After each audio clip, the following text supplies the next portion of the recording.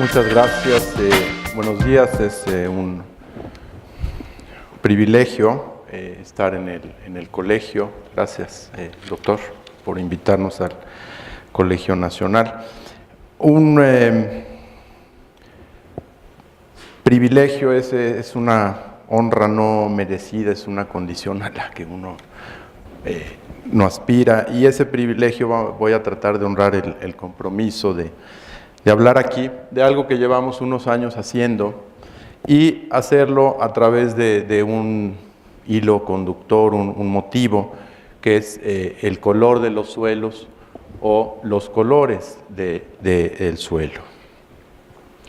El área que formamos fue por indicaciones del doctor Sarucán, formar un área con estas características para desarrollar modelos sobre los suelos de México, entender y generar capas cuantitativas del suelo y no de lo que está por encima de él, no lo que es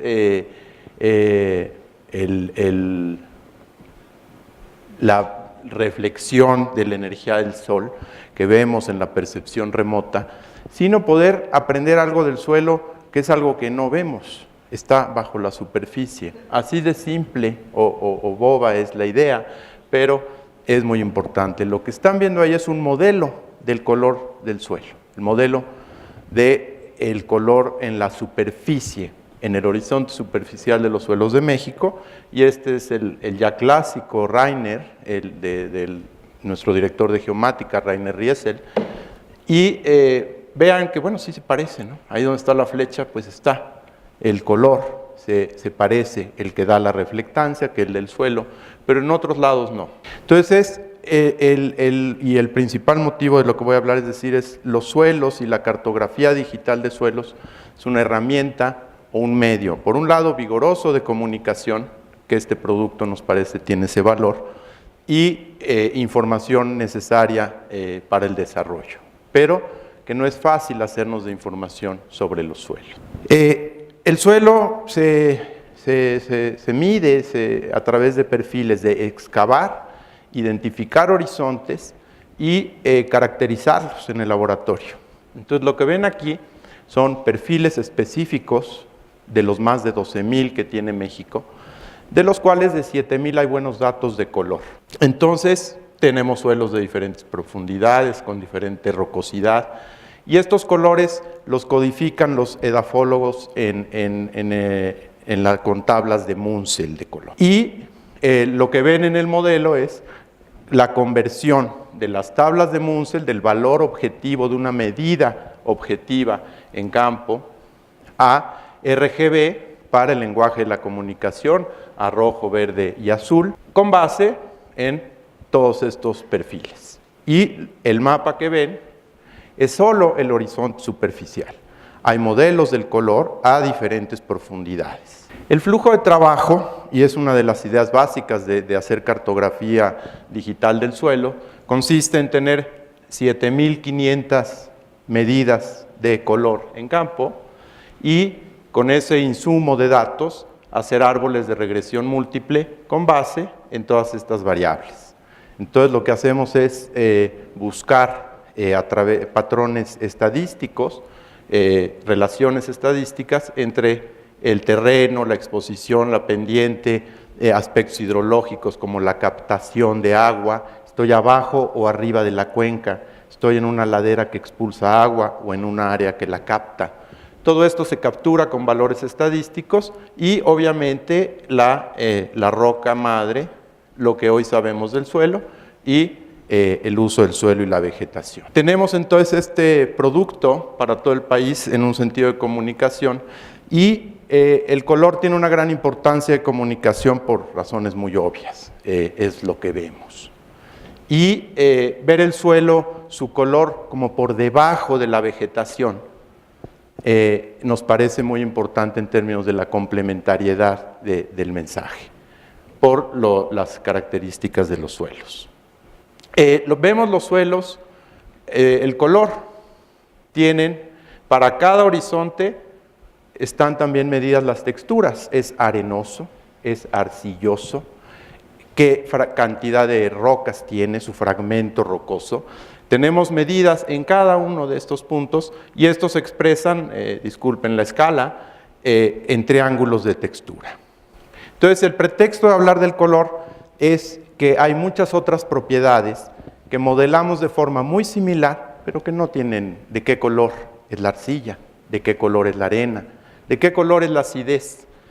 Son preguntas válidas en términos de comunicación y de cómo vamos a trabajar, ¿no? Entonces, esta reflectancia del compuesto libre de nubes, del satélite y el suelo, tienen que ver y se parecen. Es un mapa realizado exclusivamente con la vegetación y el clima, o con lo recientemente publicado por nuestra área de geomática en la Conavio, por razones simples en el sentido de clima, terreno, geología, altitud, es decir, un suelo profundo orgánico está donde hay una gran productividad primaria. Vemos suelos rojos, pero sin la pedregosidad que esperaríamos de la península. Y realmente el producto de color dice mucho sobre la tierra en el sentido de su diversidad, la diversidad de las tierras y la diversidad de los territorios. Al modelar los suelos, evidentemente restamos un conjunto de máscaras, quitamos todo lo que es el agua, quitamos el litoral, secciones, obviamente ríos, lagos, para mantener una visión general del país. Y obviamente estos cuerpos de agua no están para nada aislados, son receptores de agua de calidad cuando los suelos tienen la funcionalidad adecuada. Si los suelos están mal manejados cuenca arriba, pues estos sufren, ¿no? Claramente. Y estas relaciones no podemos perderlas de vista. Entonces, ¿qué es el suelo? Para un historiador natural, es un cuerpo natural, es un objeto de estudio y por clasificar. Cuando hablamos de los suelos, tenemos que distinguirlos y hay toda una taxonomía de suelos similar en espíritu a la taxonomía sistemática biológica, con una diferencia sustancial. En la taxonomía de los suelos de México no hay el concepto de especie de suelo. Tenemos familias y géneros de suelos, grandes grupos de referencia, pero los suelos no comparten un linaje vivo. Y eso es muy importante en términos de la clasificación de cuerpos naturales. Los suelos son obviamente un medio de producción agrícola, pero ahí ya no es tan importante entenderlo como cuerpo natural que como medio para la producción. Qué limitantes ofrece a la agricultura, qué potencial tiene. Y finalmente, pues son un recurso para la vida campesina. Entonces, el suelo es un concepto occidental, vamos a decirle, de la historia natural, pero la gente en su comunidad habla de la tierra, no del suelo. Y esto es muy importante también en términos de comunicación. Entonces, a la misma pregunta podemos tener respuestas muy diferentes y esta pluralidad en los conceptos es de suma importancia para avanzar en la valoración de los suelos en nuestro país. Hay pues una ciencia natural, una historia natural del suelo que pues es, vamos a decir, invención rusa en ese sentido, aunque todos los pueblos tienen su clasificación de tierras. Y el inicio es un poco desafortunado, dice, los suelos son el resultado de una interacción muy complicada. O sea, para empezar está complicado el asunto. ¿Por qué? Porque realmente su variación es prácticamente infinita en términos del terreno o de los terrenos del mundo. Pero bueno, sí está definido por el clima, la vegetación, la actividad biológica, la estructura y el contenido mineralógico del material parental y la edad. Esto que ya sabíamos hace siglo y medio, era muy difícil de operativizar en forma de mapa. Años después vino este señor, Hans Jenny, hizo una reflexión moderna, una síntesis moderna de la edafología desde una visión cuantitativa, y la propiedad más importante de los suelos en general para una perspectiva actualizada en términos de geomática y de ecología es entender que los suelos sí tienen, aunque son tan diversos que podríamos decir que no hay muchos patrones, sí los hay en la catena, en el terreno. Es decir, hay patrones de flujo horizontal de materiales y hay movimiento de materiales hacia abajo.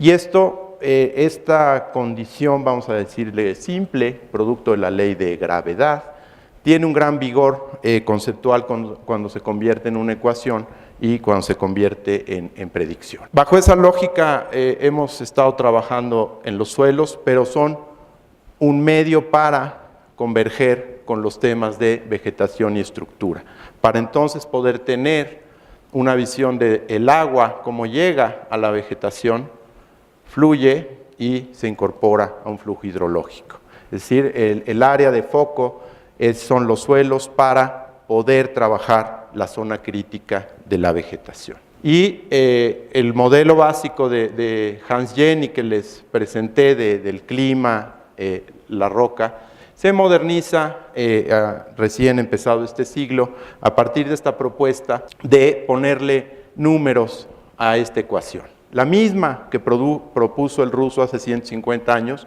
con algunos añadidos, es una ecuación que debería de tener solución para cada punto en el espacio. Y en eso se basa hacer mapas o cartografía digital de suelos. Según la variable que vas a modelar, el sistema de inferencia espacial, que es el núcleo de desarrollo de nuestra área, tener un sistema de inferencia espacial para poder aprender sobre el suelo en un lugar donde no hemos excavado. Y tenemos implementado toda esta serie de capacidades en términos de modelación para escoger algoritmos de acuerdo con lo que vamos a modelar, elegir covariables, no meter todas siempre, sino meter poquitas que podamos entender. Entonces, el foco del desarrollo de suelos es la inferencia espacial. Les vamos a presentar todavía algunos mapas de suelos y realmente llevar esto a una visión dinámica y del desarrollo rural requiere converger con muchas otras disciplinas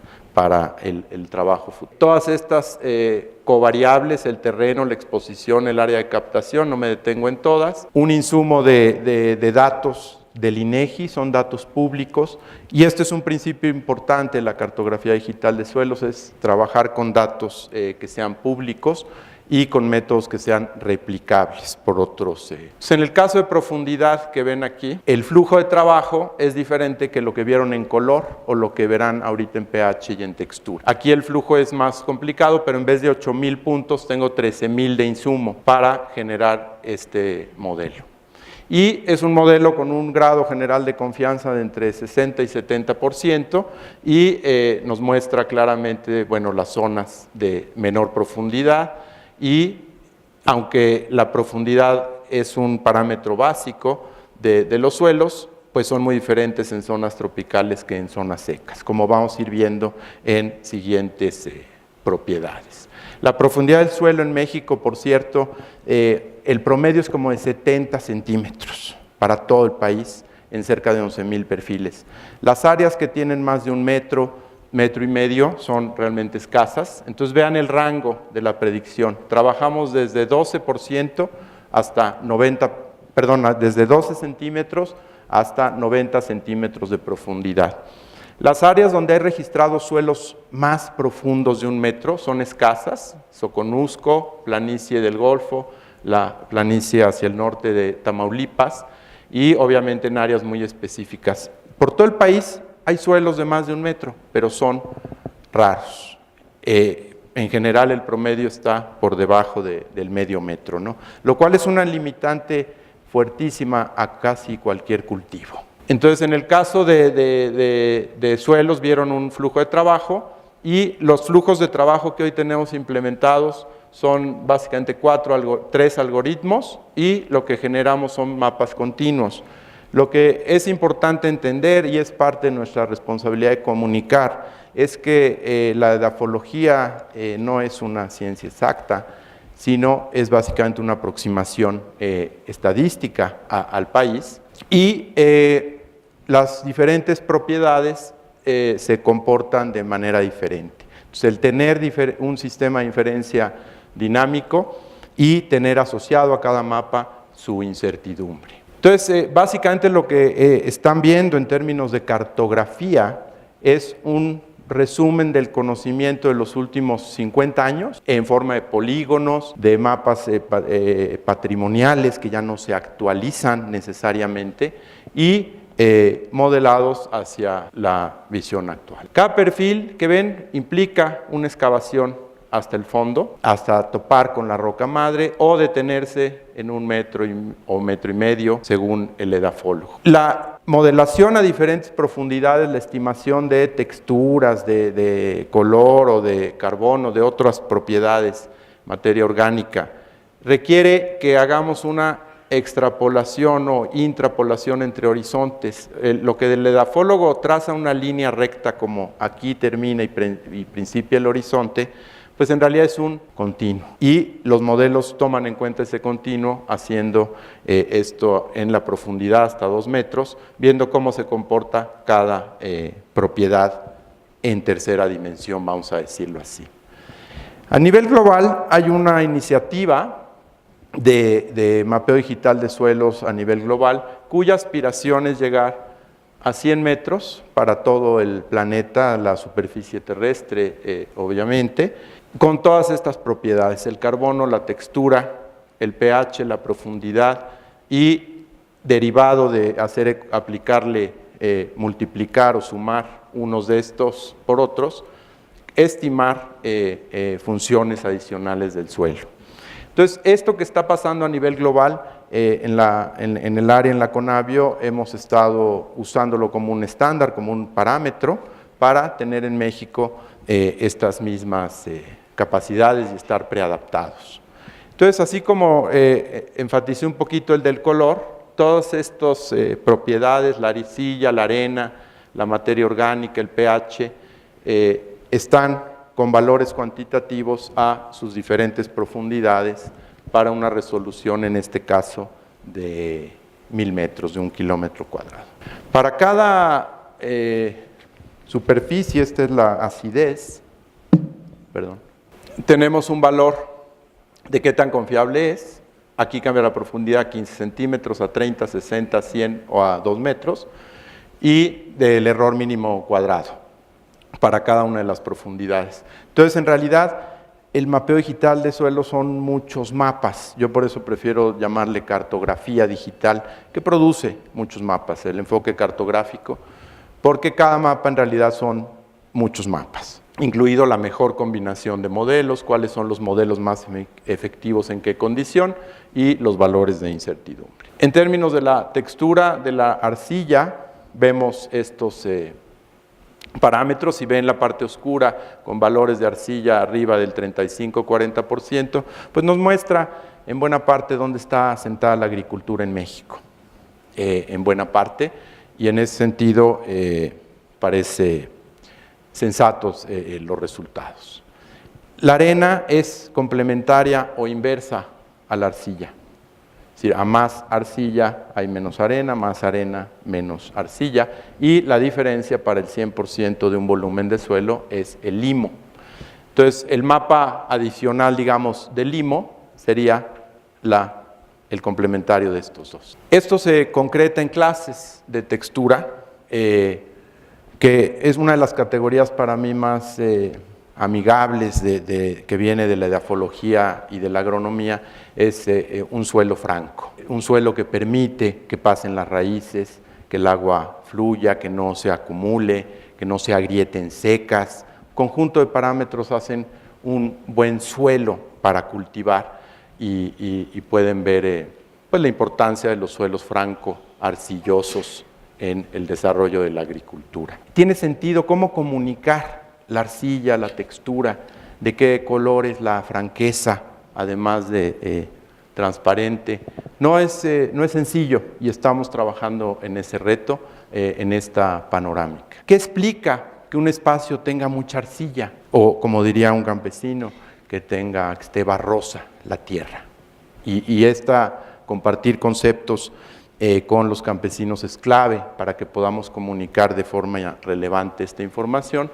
Pues hay lugares más arcillosos donde hay más precipitación, es decir, genera un intemperismo, genera un movimiento de materiales, y sí, aunque ustedes ven modelos ya de síntesis, entendemos y tratamos de entender qué es lo que explica cada modelo, no solo el resultado.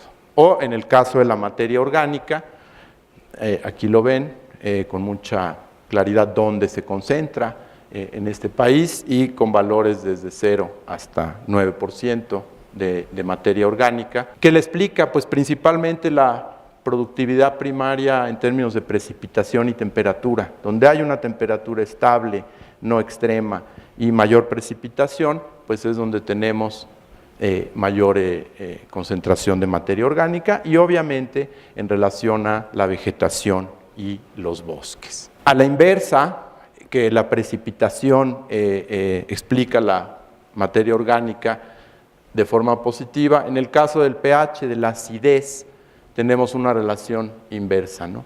Más ácido a mayor precipitación.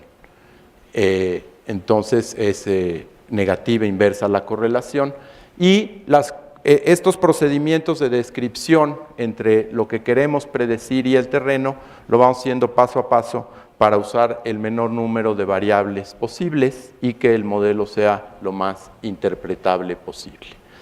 Este es la acidez y como ven en esta gráfica que lo explica la precipitación en negativo, mayor precipitación, mayor acidez, pues es claro cómo espacios tropicales o templados con efectos de precipitación tienen los suelos con mayor acidez en este país, porque el agua que llueve pues cambia la mineralogía del suelo y se presenta aluminio y otros minerales.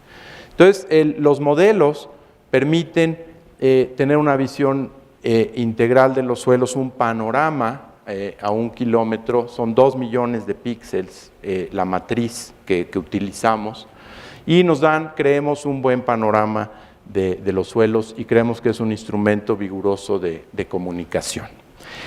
La materia orgánica se convierte en carbono a través de diferentes ecuaciones y este es uno de los motores principales hoy del estudio de los suelos en el mundo. Los principales donativos hacia la investigación de los suelos tienen que ver con tener medidas cuantitativas del carbono en el suelo. Esto por su articulación y relación con el cambio climático y con los mercados de carbono. Entonces hay un enfoque cuantitativo del carbono. Para proceder a ir concluyendo de alguna manera, al estudiar desde vamos a decir, las ciencias y las técnicas, el suelo, los suelos en plural, nos damos cuenta, por lo menos al hablar con los campesinos en este país, pues que el concepto no les es muy cercano como suelo, les es cercano el concepto de tierra. Y reconocen tierras rojas, tierras barrosas, tierras negras, tierras amarillas, y en plural, no es la tierra con T mayúscula.